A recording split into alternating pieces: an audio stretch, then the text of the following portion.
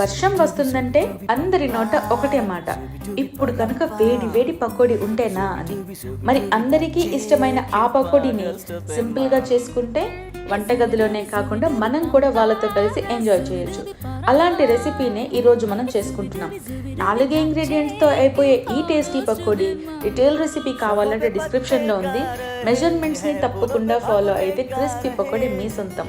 అన్నిటికంటే ముందుగా ఆయిల్ని మీడియం హీట్లో వేడి చేసుకోవాలి.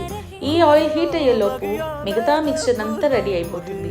స్లైసెస్గా కట్ చేసిన ఆనియన్స్లో కొంచెం కారం, కొంచెం ఉప్పు వేసి బాగా కలిపి శనగపిండిని బ్యాచెస్గా వేసుకుంటూ కలుపుకోవాలి.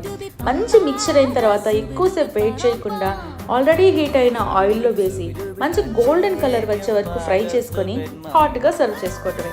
ట్రై చేసి మీ ఒపీనియన్ షేర్ చేసుకోండి. మరి బాయ్.